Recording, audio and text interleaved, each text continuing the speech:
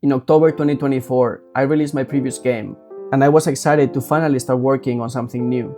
I wanted to make a game with an epic story about a fallen hero who was betrayed and seeking revenge to restore his honor.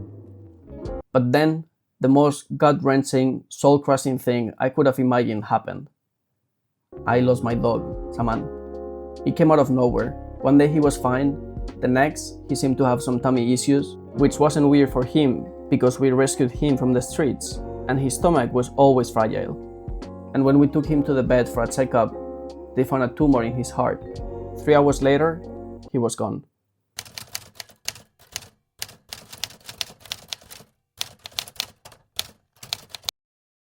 At first, all I could feel was anger. I just wished I could destroy the cancer that took him away from me. So I decided to use this game as a way to honor, in some way, Chamán and every other pet in the world. I'm not good at creating heart-touching stories, so instead the story shifted to reflect my grief and anger. The game was no longer about some trivial, abstract thing like honor. It was about defending your dog, your most loyal friend. To shape this idea into a real project, I first had to analyze my own skills. I wanted to keep the development short, around half a year, and since my previous game was a 2D top-down project, sticking to that format seemed like the smartest way to deliver a good product. Because jumping into 3D or an entirely new genre would have added layers of complexity and risk, and I wanted to focus on making something polished. It just so happened that I was injured during the brainstorming phase, and I'm actually still injured. Who would have guessed that being on your computer for 14 hours a day, every single day, would result in extreme wrist pain, right? But anyways, because of that injury, I switched my focus from fast action-packed games to slower turn-based games, where I wouldn't need to smash my keyboard in order to win. And since I love roguelikes, I obviously ended up playing Slay the Spire and Into the Breach. And yeah, that's pretty much the idea. Slay the Spire and Into the Breach walked into a bar, had unprotected sex, and Rogue Inferno was born. So at this point, I knew I wanted to make a 2D grid-based deck builder. The idea was finally starting to take shape, but this was obviously not enough. There were no elements that really defined my game as its own thing, a unique product that people should check out. There could be dozens of games under that extremely broad category. So it was time to give the idea an edge, something that would make it feel mine. I wanted to design at least one unique element for the game itself, and I also wanted to make the deck building a bit more, well, unique. Since the game is played on a grid, I wanted the decks to be smaller. In Slay the Spire, you can often have 40 or 50 cards by the time you reach the final boss, and it makes sense in the context of that game, but it wouldn't really work in my game, where positioning is crucial. Imagine that you get closer to an enemy only to get a hand full of long-distance attacks. It would feel punishing for no reason. Instead, I wanted the deck to be smaller, and I wanted to create around 20 different cards per character at most.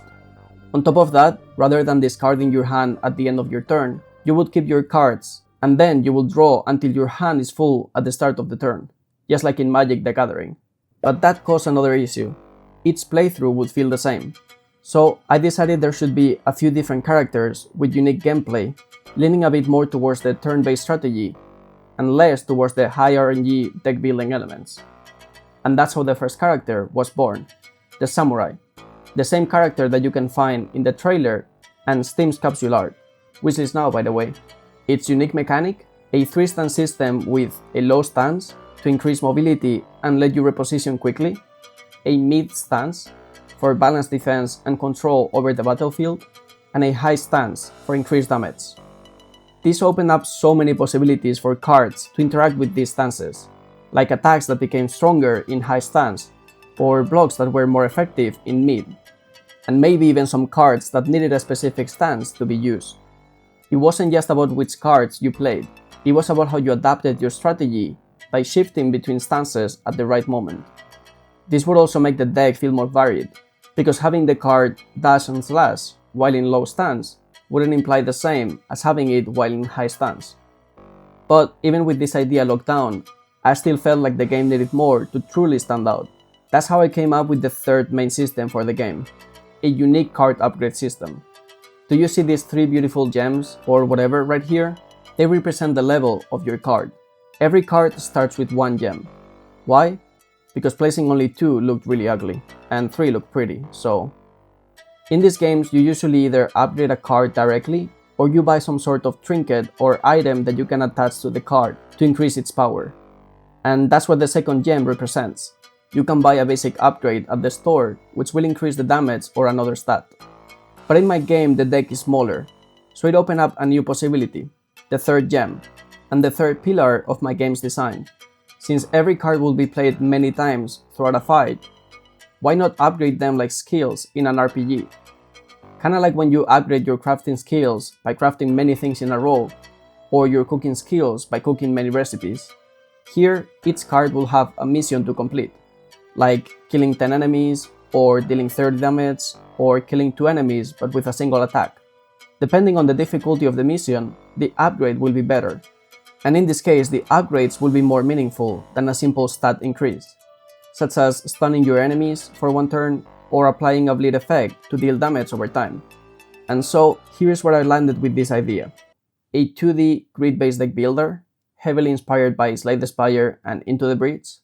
Characters with unique mechanics, starting with the samurai and his 3 stances, which by the way, if you have any character ideas, I would love to hear them.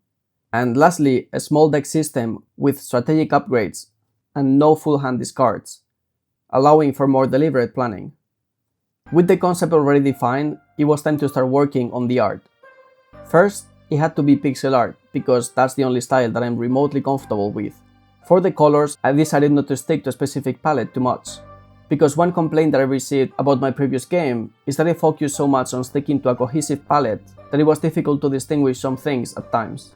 But I still needed a base to expand from, so I sketched the samurai, I tried a few different palettes, and created a survey both here on YouTube and on Blue Sky to pick a general vibe. The results weren't fully conclusive, but they helped me settle on Gora63 from Lospec. Another thing I learned from my previous development is that you shouldn't be ashamed of using assets. Artists pour all their time and effort into creating them, and they are there for you to use. So instead of creating all the assets myself to end up with a half-decent result, I bought this collection to use as a base, and this other one which I use for the background you can see on Steam screenshots. For the samurai, I also used this asset as inspiration, and with the samurai, the tile set, and this ugly skeleton, which thankfully changed later, I was ready. It was time to make the game. I opened Godot, created a new node to contain the world itself. I added the arena to it, which is just a tile map where each tile has a boolean to indicate if it's walkable or not. And then I created a new character 2D to work on the... well, character 2D. I added a basic script that allowed it to move in all 4 directions when you pressed a key, as long as the destination was walkable. And I also created the idle and walking animations. On top of that, I created a node to hold all the character stats, like the maximum amount of mana, the health, you know, all the basics. Although this will definitely change as I keep working on the game. And with the player character already working, more or less, I added the second element this game will need: enemies. In order to do that, I used every developer's best friend, composition. I took all the movement related things from the player, placed them in a node that I called movement component, and I added them to the enemy. But instead of moving based on an input, they moved based on a really basic A-star pathfinding. I also gave them mana to control the amount of actions they could perform per turn, and that's it. I didn't really like the skeletons, so I didn't bother animating them, as I knew they would change in the future. And the last thing my game needed in order to figure out whether it could work or not was creating the card system. I needed a way to draw cards and discard them, as well as a system to know all the cards a player had at any given moment. So, the deck, basically. And of course, I needed to be able to drag them, aim them, and then perform their respective action, such as attacking or giving block to the player or whatever. To do this, I created a resource for the base card that I would then be able to clone and modify in the Spector, making the task of creating new cards far easier. Here, I store values like the ID, the type, the target to know if it should apply an effect on a tile, the player, or all instances, the description to be displayed in the tooltip, and many other things that I don't want to bore you with.